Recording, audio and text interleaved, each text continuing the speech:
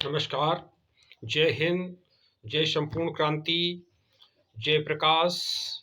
जय सुभाष। कुछ खबरों के साथ आपकी सेवा में हाजिर हो गया इंद्र प्रकाश। आज की खबर उत्तर प्रदेश से। उत्तर प्रदेश की राजधानी लखनऊ में मुख्यमंत्री माननीय योगी आदित्यनाथ जी ने कुछ चिकित्सा जगत में एटीएम का शुरुआत किया, स्वास्थ्य एटीएम, जहां पर जाकर आप अपने स्वास्थ्य का परीक्षण करा सकेंगे। परंतु वह मशीनें कितना चुस्त दुरुस्त रहती हैं और कितने लोगों का परीक्षण होता है, कहाँ कहाँ मशीनें चलती मिलती हैं, कहाँ बंद मिलती हैं, ये सब आने वाले दिनों में देखना रहेगा। ये चर्चा इसलिए कि इस प्रकार के हालातों से देश गुजर रहा है। जरा देखिए, एक निजी हॉस्पिटल, डॉक्टर AK श्रीवास्तव का डिवाइन हॉस्पिटल, या और भी हो सकते हैं तमाम, मैंने एक नाम ले लिया, तमाम विभिन्न हॉस्पिटल, उसमें आप जाइए अपना ट्रीटमेंट कराने के लिए। कुछ जांचें, खून की जांच, शुगर की जांच 1 घंटे में हो जाएगी। एक मिनिमम समय जो 1 घंटा 2 घंटा, तमाम जरूरी जांचें हैं। आप जाएंगे, हॉस्पिटल में बैठे रहेंगे, आप नमूना देंगे और आपकी जांच हो जाएगी। एक विषय। दूसरा विषय यह है कि जब आप सरकारी चिकित्सालय में जाते हैं, एक बार जांच जाइए, दिखाइए, फिर बड़ी मुश्किल से डॉक्टर ने देखा, लिखा, अब दूसरे दिन आइए जांच कराने के लिए। जब जांच कराने के लिए जाइए, तब वो बताएंगे कि कैसे आए हो, इसमें तो खाली पेट आना था। खाली पेट चले आए, इसमें तो खा के आना चाहिए। तो इस प्रकार की जो स्थिति पैदा हुई है, एक जांच कराने के लिए 3-4 दिन लग गए। हफ्ते में वीकली OPD होती है। पता चला कि आज मंगलवार को जांच कराई गई, पहले दिन दिखाया, फिर अगले मंगलवार को फिर दिखाया, साहब ये रिपोर्ट लग गई, लेके आई। तो आम तौर से हॉस्पिटलों का ये हाल है। खासतौर से उत्तर प्रदेश की बात कर रहा हूं, या भैया बिहार की बात कर लिया जाए, या और भी स्टेट है, मध्य प्रदेश, छत्तीसगढ़, राजस्थान, कोई से अलग व्यवस्था नहीं है, कोई बहुत अधिक, राजस्थान वगैरह सब लगभग यही हाल कि एक जांच कराने के लिए अपने को गए, पर्चा बनवाए, दिखवाए, और एक जांच कराने के लिए लगभग 1 सप्ताह का समय लग जाता है। दूसरी तरफ प्राइवेट में 2-3 घंटे में हो जाता है। तो ये अंतर कैसे बढ़ेगा? अब क्या होता है कि जिनकी जेब अलाउ करती है वो जाते हैं निजी हॉस्पिटल में, और जिनकी जेब नहीं अलाउ करती वो जाते सरकारी हॉस्पिटल में। तो ये सरकारी हॉस्पिटल और गैर सरकारी हॉस्पिटल का जो अंतर है, ये अंतर समाप्त करने की जरूरत है। और अच्छी बात तो ये होगी, संपूर्ण क्रांति तो तब सार्थक होगी, इस देश के तमाम महापुरुषों का सपना तब सार्थक होगा जब समान शिक्षा, समान चिकित्सा कर दिया जाए। सबको शिक्षा एक समान, सबको चिकित्सा एक समान। वो मेहतर एक था, एक स्लोगन होता था कि राष्ट्रपति का बेटा हो या मेहतर की संतान, सबको शिक्षा चिकित्सा एक समान। तो ये समाजवादियों का सपना रहा है, भारत रत्न लोकनायक जयप्रकाश नारायण का सपना रहा है, नेताजी सुभाष चंद्र बोस का सपना रहा है, और भी समतामूलक जो भी समाज चाहते रहे, उन सबका ये सपना रहा है। एक विषय हो गया। दूसरा विषय लखनऊ से ही है। केंद्रीय सामाजिक एवं न्याय अधिकारिता राज्य मंत्री भारत सरकार के रामदास अठावले, वो लखनऊ आए। उन्होंने कहा बसपा गई, बसपा खत्म, बसपा का वोट बैंक खत्म, अब क्या होगा? उन्होंने कहा अब हम प्रयास कर रहे हैं कि ये फिर से एकजुट हो। अठावले ने कहा कि जो दलित समाज है, अनुसूचित जाति का समाज है, अब ये नई ताकत तलाश रहा है, ये नई ताकत के साथ जाएगा, अब बहन मायावती के साथ नहीं जाएगा, ऐसा अठावले जी का कहना है। और हो सकता है कि उनको कुछ जानकारी मिली हुई, शासन सत्ता में बैठे हों, LIU से, IB से, या अन्य दूसरे उपकरणों से, या रोड में चलते हुए कहीं न कहीं, कि अब ये समाज जो है, खासतौर से अनुसूचित जाति, जनजाति, अति पिछड़ा वर्ग, अल्पसंख्यक, माननीय किरण सिन्हा की अगुवाई में, रहनुमाई में लामबंद हो रहा है। पूरे देश में स्थिति है, माननीय किरण सिन्हा जी के साथ ये समाज सब जुड़ रहे हैं। एक विषय। दूसरा विषय ये है कि दिल्ली में ही ये माननीय प्रधानमंत्री जी ने बहुत अच्छी बात किया, शॉर्टकट की राजनीति करने वालों का बेनकाब कीजिए। कौन है शॉर्टकट की राजनीति करने वाले? देख लीजिए। तमाम लोग जिनका राजनीति से कोई वास्ता नहीं या राजनीति से वास्ता है, दूसरी पार्टी में है और आगे भारतीय जनता पार्टी में सत्ता में टपक पड़े, बन गए मुख्यमंत्री आसाम के, बन गए उप मुख्यमंत्री उत्तर प्रदेश के। कभी जय श्री राम का नारा लगाए हैं उप मुख्यमंत्री ब्रजेश पाठक, कहाँ थे? कभी कांग्रेस से मल्लामा से लड़े, फिर बसपा से उन्नाव से सांसद हुए, फिर बसपा से राज्यसभा गए।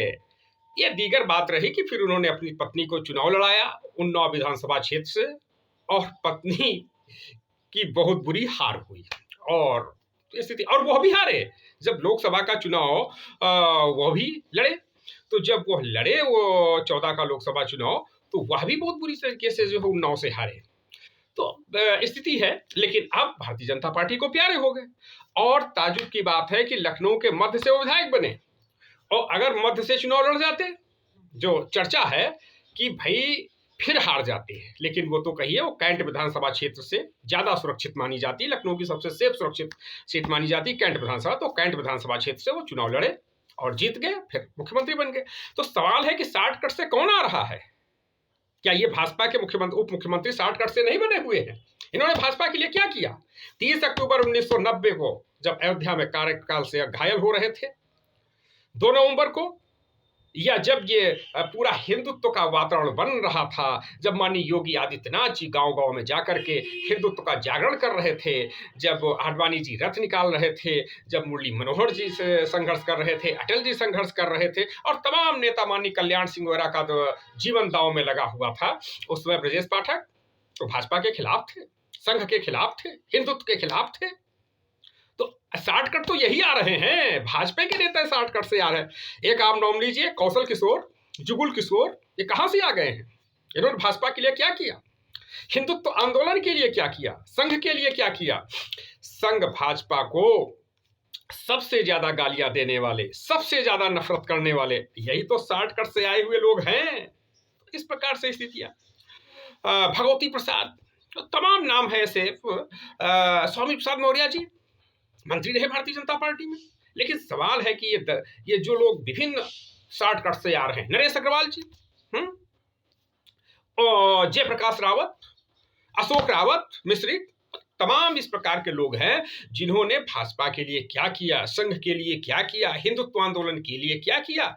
लेकिन आ रहे हैं, इसमें चर्चा इस बात की चल रही है लखनऊ में, दिल्ली में, पटना में, कि माननीय प्रधानमंत्री जी यह कहकर के अपने ही जाल में फंस गए हैं। बड़े पैमाने पर लोग जो है भाजपा में आए हुए हैं, जिनका भाजपा से कोई लेना देना नहीं है, और जैसे ही भाजपा कमजोर होगी वो भागेंगे, क्योंकि लोगों का इतिहास है। नरेश अग्रवाल, हरदोई, क्या है ये ब्रजेश पाठक, क्या इतिहास है? जैसे दल कमजोर हुआ वैसे छोड़ के भागने वालों में सबसे पहले ये लोग होते हैं। तो ठीक है, प्रधानमंत्री जी को हो सकता है कि भाई भगवान चित्रगुप्त महाराज अक्ल दे रहे हों, कहीं न कहीं ज्ञान दे रहे हों कि जाइए मोदी जी, जो शॉर्टकट वाले हैं उनकी जरा शॉर्ट छटनी कीजिए। शॉर्ट वो होता है ना, शॉर्ट कर लेना, तो हो सकता है छटनी होने का हो गया हो, तो भाई ठीक है, धन्यवाद उनको। अब दूसरा अब पटना से है कि वहां पर वशिष्ठ नारायण सिंह जी ने, जनता दल यूनाइटेड के प्रदेश अध्यक्ष हुआ करते थे, पहले थे, और नीतीश कुमार जी को बहुत तो प्यार करते रहे, संरक्षण के एक तरीके से संरक्षक की तरीके से रहे। हम सब लोग भी उनका बड़ा सम्मान करते रहे, आज भी सम्मान करते हैं। और लोकनायक जयप्रकाश नारायण में भी मूवमेंट में वो साथ में थे, संपूर्ण क्रांति का आंदोलन हुआ उसमें साथ में रहे, हर तरीके से सर्वोदयी अंत्योदयी रहे, जेपी जी के बड़े निकटस्थ रहे। और बिहार से मुख्यमंत्री रहे महामाया प्रसाद सिन्हा जी, उनके भी काफी अच्छे संबंध रहे। उन्होंने कहा कि नीतीश कुमार में हम जयप्रकाश देखते हैं, कर्पूरी ठाकुर देखते हैं, बड़ी बात है, थोड़ा और विस्तार करने की जरूरत है हमारे नीतीश कुमार जी को। और जो भी लोग जुड़े हुए हैं, जो अपने आप को कहते हैं कि हम जेपी मूवमेंट से जुड़े हुए हैं, हमारी आस्था जयप्रकाश जी में है। तो जयप्रकाश जी का चरित्र क्या था, कितना उनमें परिवारवाद था, कितना उनमें जातिवाद था, कितना उनमें क्षेत्रवाद था, कितना उनमें पूंजीवाद था, कितना उनमें सामंतवाद था, यह विचार करने का प्रश्न है। इशारा काफी है, जनता विचार कर रही है, जनता समझ रही है। एक बात और रखिए कि आने वाला समय जयप्रकाश का समय है, संपूर्ण क्रांति का समय है। कोई भी चमकदार हीरा हो, पत्थर हो, उस पर आप मिट्टी डाल दीजिए, लेकिन जैसे ही हवा चलेगी, जैसे ही पानी बरसेगा, बरसात होगी, वह हीरे के ऊपर से धूल छट जाएगी। जब छट जाएगी तो फिर हीरा चमकने लगेगा। ठीक वही हाल जेपी मूवमेंट के साथ हुआ, लोकनायक जयप्रकाश नारायण के साथ हुआ कि कुछ जातिवादी ताकतें, संप्रदायवादी ताकतें, वंशवादी ताकतें, पूंजीवादी सामंतवादी ताकतें आ गईं। उन्होंने ऐसा मोहजाल, ऐसा जाल का फैलाया कि उसमें जयप्रकाश के लोग, जो समतावादी लोग थे, वह शांत हो गए, गायब से हो गए। लेकिन अच्छी बात है कि तमाम लोग, वो चाहे गोंडा के अंबिका प्रसाद श्रीवास्तव हो या अंबेडकर नगर के विजय कुमार लाल श्रीवास्तव हो या तमाम अन्य लोग हों जो भी निकल रहे हों, बागपत के चौधरी जयवीर सिंह हो, तमाम, या बाराबंकी के शैलेंद्र सिंह हो, बहुत से ऐसे लोग हैं जो निकल निकल करके आ रहे हों, या हमारे साथी सुभाष पाठक हो, भाई हरशंकर पटेल हो, तमाम लोग ऐसे ऐसे लोग हैं जो संपूर्ण क्रांति से प्रेरित हैं, लोकनायक जयप्रकाश नारायण से प्रेरित हैं, और वो फिर निकल करके आ रहे हैं लोकनायक जयप्रकाश नारायण के सपनों का भारत बनाने के लिए। तो ये अच्छी बात है, वशिष्ठ नारायण सिंह ने अच्छी बात किया है। इसके ये कहने से आज पूरे देश में लोकनायक जयप्रकाश नारायण के जीवन मूल्यों पर, उनके व्यक्तित्व और कृतित्व पर चर्चा होने लगी है नीतीश के परिप्रेक्ष्य में। एक विशेष बात जो है पटना के साथ में है। पटना में जब एक तरफ कल आंदोलन, वो अधिवेशन चल रहा था, तो उसी तरफ दो और घटनाएं चल रही थी। एक घटना विरोध की चल रही थी और एक स्वागत समारोह की चल रही थी। वो विरोध किसका हो रहा था? वो पासी समाज की ओर से विरोध हो रहा था कि ताड़ी बंद कर दिया गया, ताड़ी की शुरुआत होना चाहिए। इस बात को लेकर के वो बहुत से लोग, पासी समाज के लोगों ने वहां पर संघर्ष किया, धरना प्रदर्शन किया और अपने अपने स्तर से विरोध कर रहे थे और मांग कर रहे थे कि ताड़ी की बंदी हटना चाहिए, ताड़ी बेचने की, खरीदने की शुरुआत होना चाहिए। भाई ताड़ी पीना है, ताड़ी पीने वालों का समय आ रहा है, और ये मार्च के बाद से जो है शुरू हो जाता है, फरवरी मार्च, गर्मी, ये 3-4 महीना ताड़ी चलती रहती है। और ये बात हुई। और खासतौर से एक बात है, अभी एक प्रकरण आया था कि बिहार की पुलिस आ गई लखनऊ और पकड़ने के लिए किसको? सहारा के सुब्रत राय सहारा को पकड़ने के लिए। इसी प्रकार से कुछ सहारा जैसा ही कोई और व्यक्तित्व है, तो वह व्यक्तित्व साइंस सिटी के नाम से मशहूर हो गया।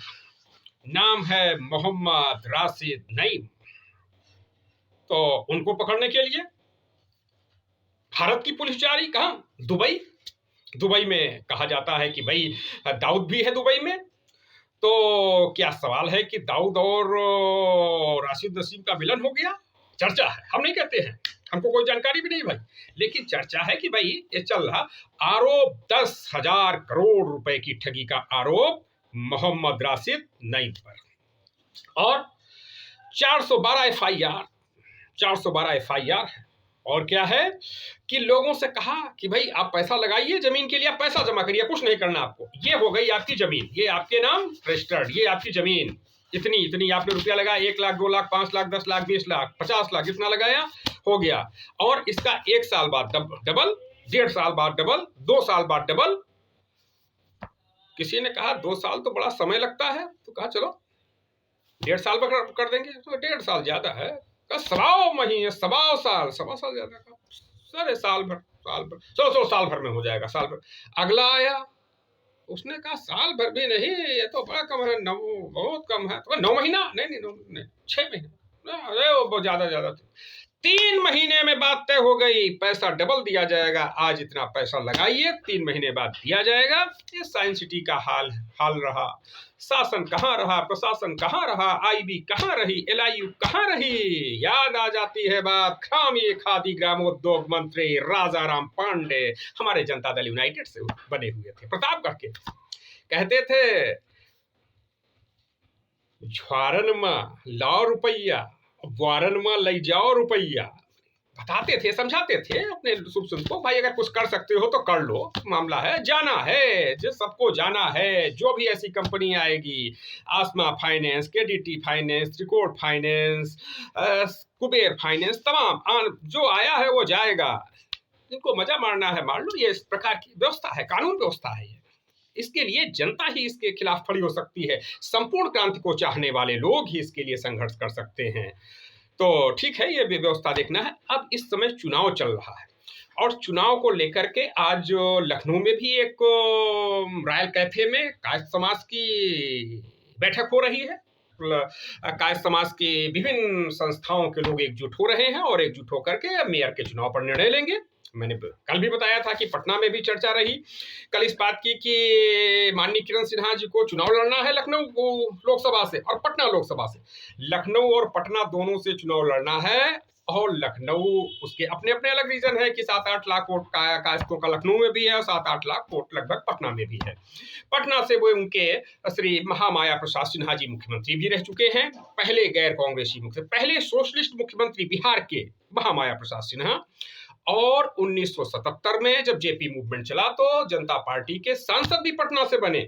उसके बाद फिर माननीय किरण सिन्हा जी उनको 91 में इंद्र कुमार गुजराल जी को ले गई और इनको वो चूंकि विरासत है माननीय किरण सिन्हा जी के साथ में महामाया प्रसाद सिन्हा जी की विरासत की वो मालकिन है, तो उन्होंने इंद्र कुमार गुजराल को चुनाव लड़ाया, वहां से चुनाव जीत गए। ये दीगर बात रही कि चुनाव निरस्त भी हो गया और जब प्रधानमंत्री बने उस समय भी वो बिहार से ही राज्यसभा के सदस्य थे इंद्र कुमार गुजराल जी। और 97-98 का दौर मुझे याद है, किसी भी जो दिल्ली दरबार के आसपास रहा या पटना में रहा, माननीय किरण सिन्हा जी को सुपर प्राइम मिनिस्टर कहा जाता था और तमाम मुख्यमंत्री इर्द गिर्द मड़राया करते थे। तमाम मैंने देखा है बड़े बड़े प्रशासनिक जो चीफ सेक्रेटरी, प्रिंसिपल सेक्रेटरी, तमाम लोग रहे ऐसे लोग जो है, कुछ अब हैं कुछ नहीं है, तो कभी समय आएगा तो विस्तार से बताऊंगा कितना सिन्हा सदन कितना पावरफुल हुआ करता था। चीफ सेक्रेटरी, कई चीफ सेक्रेटरी मैंने देखा कि चीफ सेक्रेटरियों की नियुक्ति सिन्हा सदन से हुई है। होता था, कौन जाएगा कैसे जाएगा, तो यह स्थिति रही। एक समय होता है सभी का, पूरे जनता दल का ही समय रहा था कि भाई जनता दल ने कांग्रेस से लड़ाई तो जनता दल ने ली, कांग्रेस से पहली लड़ाई तो जनता पार्टी ने लिया 77 में, और उसके बाद 89 में जनता दल ने लिया। जनता पार्टी ने 2-2 प्रधानमंत्री बनाए, मोरारजी देसाई और चौधरी चरण सिंह, और जनता दल ने 4-4 प्रधानमंत्री बनाए, बीपी सिंह, चंद्रशेखर, देवगौड़ा और इंद्र कुमार गुजराल जी आखिरी प्रधानमंत्री थे 97-98 में। तो जनता दल की तूती बोलती थी और कांग्रेस के खिलाफ लड़ाई लड़ी मजबूती के साथ जनता पार्टी, जनता दल। जनता पार्टी का ही नाम बदल करके कर दिया गया जनता दल। जनता पार्टी किसने बनाई? लोकनायक जयप्रकाश नारायण। लोकनायक जयप्रकाश नारायण की जयंती पर 11 अक्टूबर 1988 को देश भर के समाजवादी जुटे और जुट करके तमाम चंद्रशेखर जी वगैरह और मधु दंडवते वगैरह तमाम लोग उसमें थे। तो वो सब लोग, सार्वभौमई वगैरह ये सब लोग, और कर्नाटका के चीफ मिनिस्टर रहे रामकृष्ण हेगड़े वगैरह सब लोग जो है रहे, तो वो बन गया जनता दल। और फिर जनता दल की रहा। आज क्या हो गया? आज लड़ाई भाजपा नंबर 1 पे पहुंच गई, जो जनता दल का उंगली पकड़ के आगे बढ़ रही थी। जनता दल की उंगली पकड़ करके भारतीय जनता पार्टी आगे बढ़ी और आज भारतीय जनता पार्टी आगे हो गई, जनता दल खंड खंड हो गया। तो खैर जनता दल की माननीय किरण सिन्हा जी उसको एकजुट करने का प्रयास कर रही पूरी तरीके से। तो मैं बता रहा था ये विशेष बात तो लखनऊ के मेयर के संबंध में। तो वहां का एक निर्णय आया, कोर्ट से जुड़ी हुई है। वहां पर एक अलका मिश्रा हुआ करती थी, वह सभासद थी। एक खुर्रम नगर इलाका है, तो विकास नगर के पास खुर्रम नगर इलाका है। खुर्रम नगर से अलका मिश्रा जी सभासद हुआ करती थी। उसी समय उन्हीं के समकक्ष एक दूसरी महिला मालती मिश्रा, वो भारतीय जनता पार्टी नगर लखनऊ की सचिव हुआ करती थी महिला मोर्चा की। तो उनमें चल रही थी। तो वो कोर्ट ने माना है कि उनमें राजनीतिक प्रतिद्वंद्विता थी और यह हुआ कि उन्होंने कोर्ट ने एडीजीसी श्री ललित किशोर दीक्षित, इन्होंने पूरा निर्णय सुना हुआ है और उसमें ये 2004 में इनकी हत्या हो गई थी मालती मिश्रा जी की। तो मालती मिश्रा की हत्या कांड का प्रमुख दोषी उन्होंने कई लोग उसमें हालांकि शामिल हैं और जो आरक्षी थे उस समय सिपाही, उन पर हत्या का आरोप है कि वो मालती मिश्रा को बहाने से ले गए और बहाने से ले जा करके उनको गोली मार दिया और उसके बाद कुकरेल के पास, कुकरेल के जंगलों में उनका शव फेंक दिया। और ये अलका मिश्रा के पति जो हैं डीआईजी रहे हैं, रिटायर्ड डीआईजी हैं, आईपीएस अधिकारी पीके मिश्रा जी इनके पति हैं। तो अब वही आरक्षी था, तो वो उसको भी जेल हो गई है। तो ये है कि महिलाओं का भी कितना ईर्ष्या द्वेष जलन या राजनीतिक प्रतिद्वंद्विता रहती है कि हत्या तक पहुंच जाती है। तो ये स्थिति है। और एक और विषय झारखंड से है, विस्तार से बताएंगे। उसमें पूजा सिंघल जी का प्रकरण चल रहा है, उनकी जांच हो रही है, बहुत पैसा कमाया हुआ है और पूजा सिंघल जी का मसला ये है। और सिवान से हिना साहब का है। तो हिना साहब के बारे में जो राजद के इस समय उपेक्षा हो रही, हिना साहब के बारे में लोगों का कहना है कि भाई राष्ट्रीय जनता दल हिना साहब की बड़ी उपेक्षा कर रहा है और उनको दरकिनार कर रहा है, वो चाह रहा है कि इसी तरीके से चले जाए। अभी वो जो कमेटी बनी उनकी राष्ट्रीय जनता दल की, उसमें भी हिना साहब को नहीं रखा गया। तो ओम प्रकाश यादव सिवान से सांसद भी रहे और शहाबुद्दीन के राजनीतिक प्रतिद्वंदी थे। लेकिन ओम प्रकाश यादव ने भी इस बात को कहा है कि हिना साहब की उपेक्षा की जा रही, उनको दरकिनार किया जा रहा। मीडिया के साथ बातचीत में उन्होंने कहा हुआ है और उन्होंने कहा कि राजद का भविष्य नहीं है तेजस्वी, ना भविष्य, तो तेजस्वी का भविष्य नहीं है। उन्होंने कहा कि ये तो बिल्कुल एक गैंग है राष्ट्रीय जनता दल, ये तो गुंडों का गैंग है और बदमाशों का गैंग है। पूरा उन्होंने जो है तमाम उदाहरण दिए हुए हैं। तो अभी भी देखिए इनके मामाश्री अभी जो गोपालगंज से चुनाव हुआ वो भी इनके खिलाफ है, ओम प्रकाश, तमाम एक यादव वर्ग भी जो है खिलाफ है इनके, और मुस्लिम वर्ग में भी खिलाफ। गोपालगंज और कुढ़नी के में जिस प्रकार से लोग निकल करके आए, उभर करके आए, वो खिलाफ है। उत्तर प्रदेश में भी रामपुर जैसी सीट समाजवादी पार्टी का हारने का मतलब, वो तो बड़ी ताकतवर सीट थी, खतौली और मैनपुरी से भी ज्यादा प्रभावी सीट थी वो वहां पर रामपुर में। लेकिन रामपुर में जिस प्रकार से मुसलमानों समाजवादी पार्टी का साथ छोड़ा, और समाजवादी पार्टी के कैंडिडेट थे और लंबे समय से विधायक रहे आजम खां, तो रामपुर जैसी जगह से, उत्तर प्रदेश के रामपुर जैसी जगह से मुस्लिम समाज द्वारा समाजवादी पार्टी का साथ छोड़ना और कुढ़नी और गोपालगंज में मुसलमानों का साथ छोड़ना जनता दल की ओर से, जनता दल से, तो ये कहीं कहीं एक नए शुभगाहट हो रहा है कि मुस्लिम समाज भी चाह रहा है कि कोई नया नेतृत्व चाहिए। अब हो सकता है कि वह नए नेतृत्व के रूप में, आशा की किरण, विश्वास की किरण के रूप में माननीय किरण सिन्हा जी की ओर अनुसूचित जाति, पिछड़ा वर्ग, अल्पसंख्यक देख रहा हो। इसी के साथ आप सभी को जय हिंद।